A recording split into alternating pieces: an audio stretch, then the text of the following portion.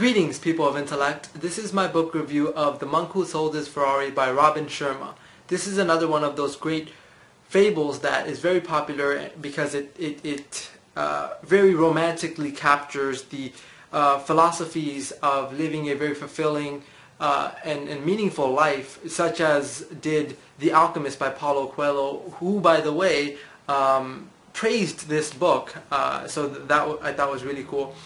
I found this book to be a collection, a confluence of so many other concepts and philosophies that I've been exposed to in other books. So I feel like this is a collection of those philosophies in a very condensed form. And so in that, by truly absorbing this book, you would have gained the main principles of so many other books. And I was just like, oh, this book came out of psycho-cybernetics, this came out of a time management book, this came out of this and that, and it was just a lot of things. But the three main concepts that I came away with is the first being live out of the glory of your imagination, not out of memory. And this is to help inspire you every single day to wake up with zest, to wake up with a sense of like you have something to live for, as opposed to rolling around in bed and just, he said that people who sleep too much,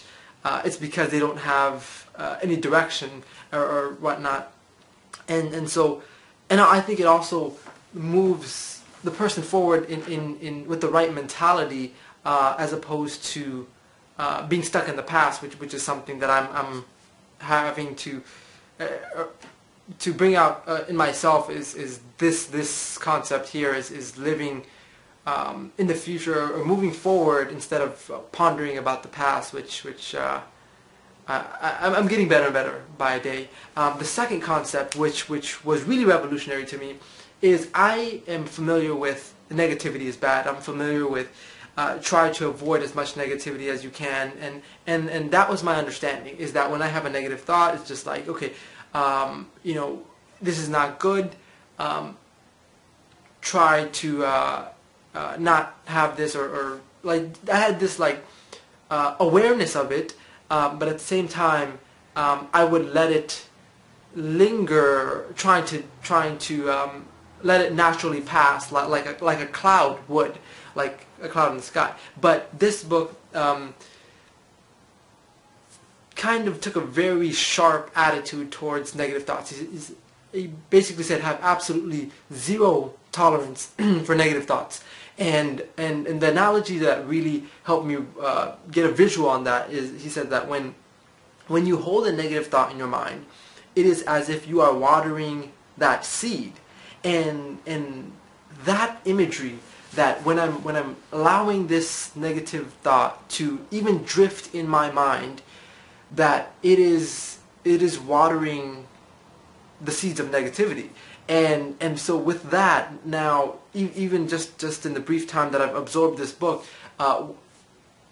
as soon as I get the slightest notion of a negative thought, I immediately eliminate it. I said, I replace that with a positive thought. I replace that with just some optimism of the future, and immediately just eradicate it. The third concept that I came away with is the concept of imprinting on your subconscious via writing out goals, writing out like having a notebook where you write out your reflections and whatnot. And although I used to do that, now I guess I do much of that in video form. But one thing that I will now do is write out specific goals. Like I have the goals in my mind, but there is such a wonderful sense of clarity that you get from having abstract thoughts. Like you kind of know what you want to do, you want not, but trying to make those into sentences is a very, when you're doing that, you'll adjust and whatnot. And I did that several years ago with my life's purpose, and it has been a very valuable thing, because now I always know whether I'm in line or whatnot, because I memorized that. But overall, this has been a very, very wonderful book that has consolidated a lot of concepts like getting up early and self-development, sleep, and eating right. Is so much condensed into a very wonderful and almost romantic way of getting the point across to the reader, and is highly, highly recommended.